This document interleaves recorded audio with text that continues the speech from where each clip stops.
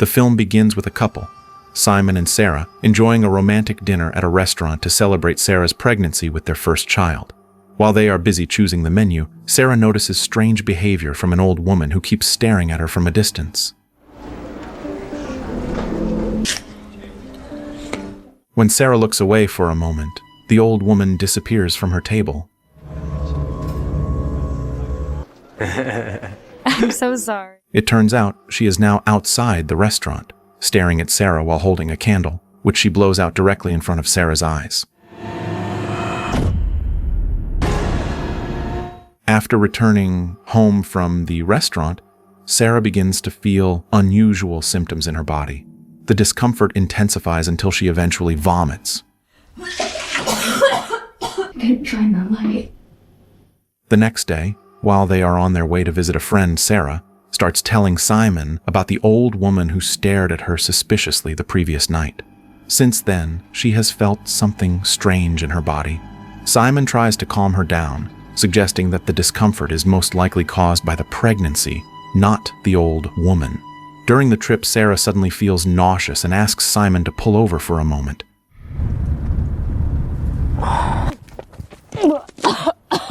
From a distance, she sees the old woman again, wearing a black dress and staring at her.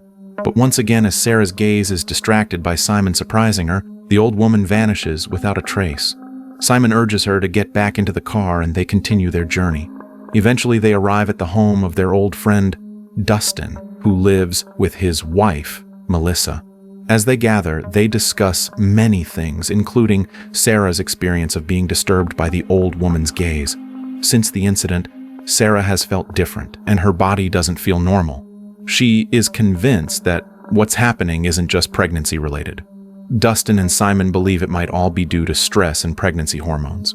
However, Melissa, who is known for her sensitivity and knowledge of mystical matters, takes Sarah's words seriously. Melissa understands that there are many negative energies and malicious intentions out there that can affect people.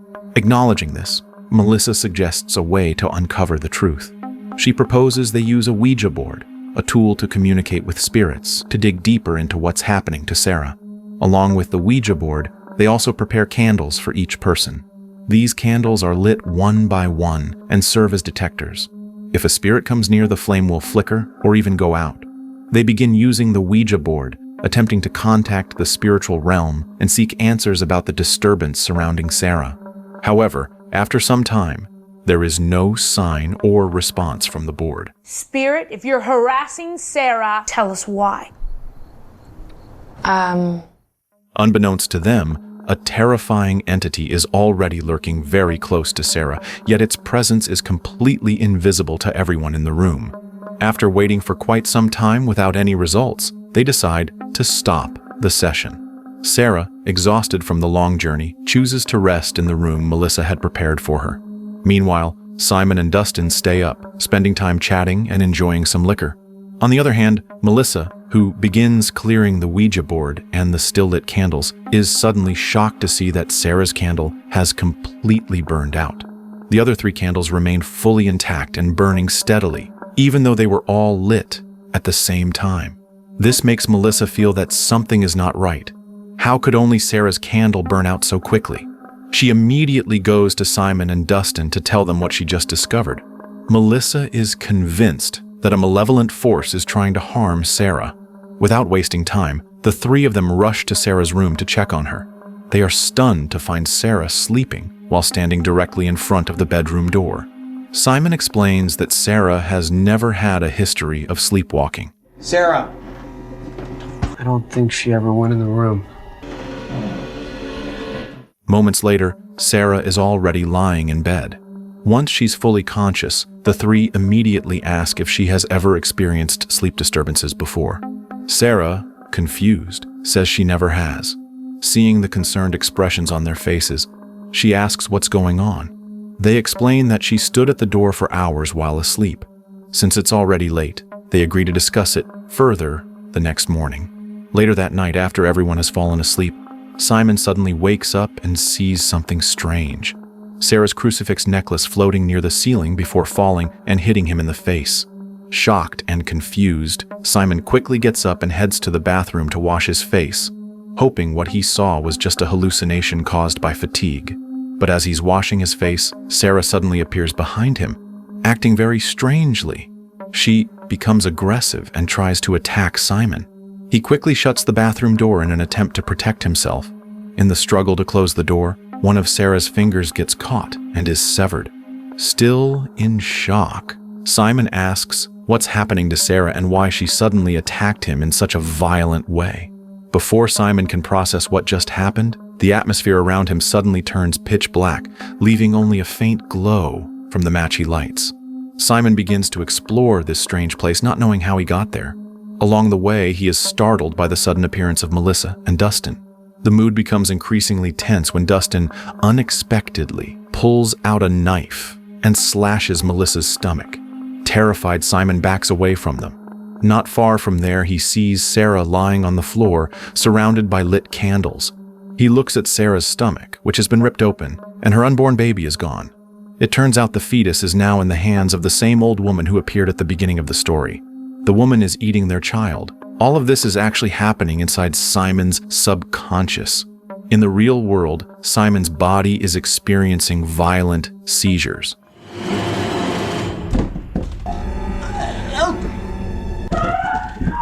The scene then shifts to the old woman from the beginning, listening to a radio broadcast reporting Simon's death from a heart attack.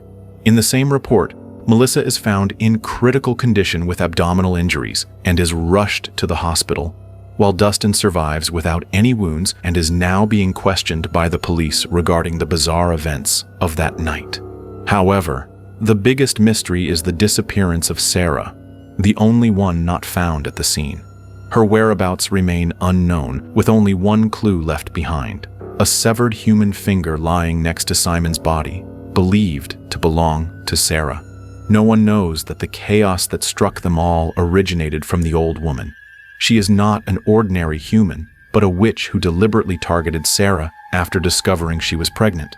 The witch wasn't seeking immortality, but rather a far greater magical power. She believed that a fetus holds the purest energy capable of amplifying her dark magic. From that moment on, the witch began her attack. She used her magic to disturb Sarah's life, filling it with fear, stress, and a growing loss of self-control.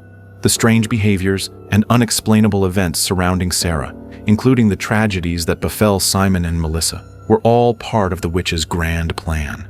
She orchestrated everything so that Sarah, in a tormented state and without realizing it, would eventually come to the witch's hiding place on her own.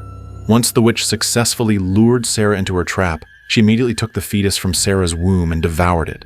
The story then shifts to a young woman named Masha, who happens to be the granddaughter of the witch.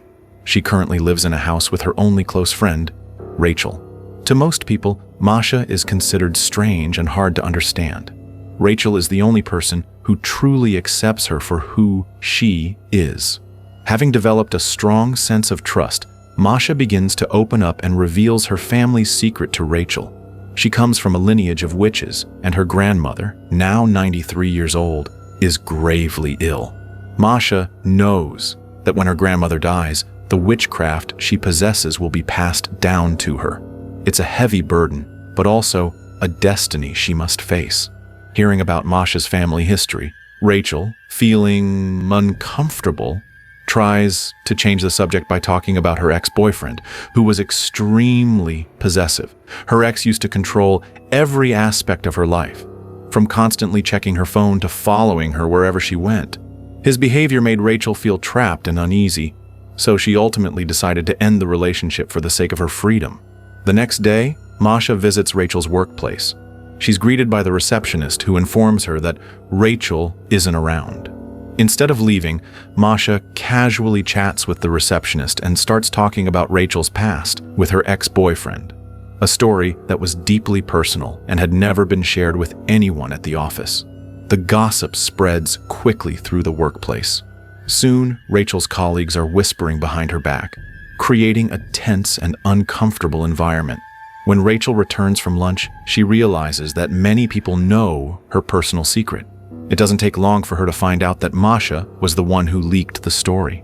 Feeling betrayed, Rachel returns home filled with disappointment and anger. She confronts Masha, accusing her of sharing her private story without permission. Deeply hurt, Rachel gives Masha a deadline to leave the house. By Christmas, Masha must be gone.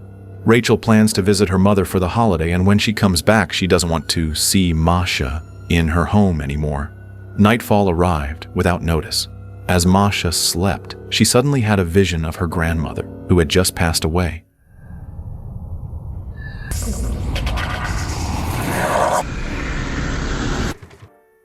In that moment, Masha became possessed, marking the transfer of her grandmother's magical powers to her.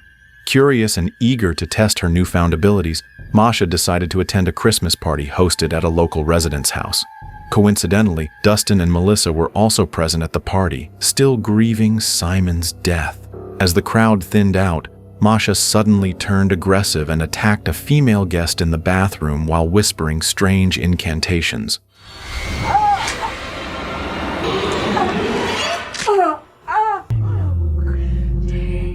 Dustin, who happened to overhear her, was shocked. The chant was identical to the one he had heard from Sarah the night she vanished. Suspicious and unwilling to let Masha walk away, Dustin confronted her and demanded to know how she learned that incantation. A commotion broke out, and Dustin was eventually dragged out of the party for causing a scene. Outside, he told Melissa what he had heard from Masha. An incantation repeated word for word, just like the one Sarah spoke before she disappeared. As they were about to head home, tragedy struck. Melissa was suddenly hit by a car and killed instantly. It was no accident. Her death was caused by Masha, who felt wronged by Dustin's accusations. That same night, following the deadly Christmas party, Masha showed up at Rachel's mother's house, holding a gift. When the door opened, Rachel's mother initially thought it was Rachel, but it wasn't. Masha introduced herself as Rachel's friend and mentioned that they lived together. Naturally, Rachel's mother was confused. When she asked where her daughter was, Masha claimed Rachel might be out with her boyfriend, Charlie. That answer raised red flags, especially as Masha's manner of speaking seemed increasingly bizarre. Despite her doubts, Rachel's mother let her in.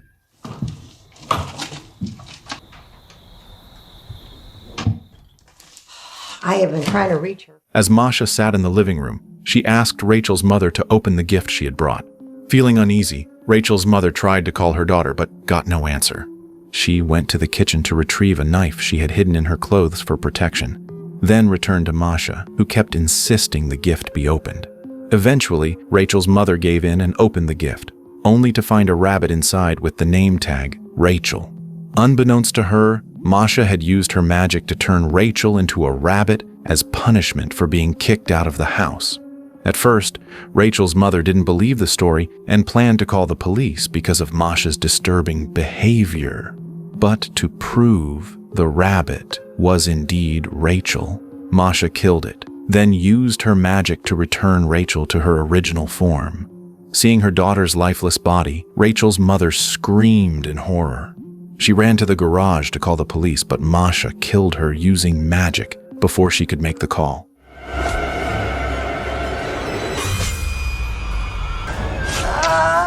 Suddenly, the doorbell rang. Charlie had arrived.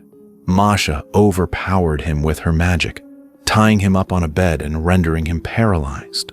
Moments later, the bell rang again. This time it was Dustin who had discovered Masha's involvement in Melissa's death. Without hesitation, he punched Masha, doused her in gasoline, and set her on fire. Everything happened so quickly that Masha didn't have time to use her powers to fight back. Covered in burns, Masha suddenly woke up in her grandmother's house, surrounded by several witches who had saved her. Her grandmother's body lay in a chair nearby. Using their magic, the witches began healing Masha's burns. The final scene shows Sarah, who had been missing all this time, finally being found by the police and brought to the station for questioning.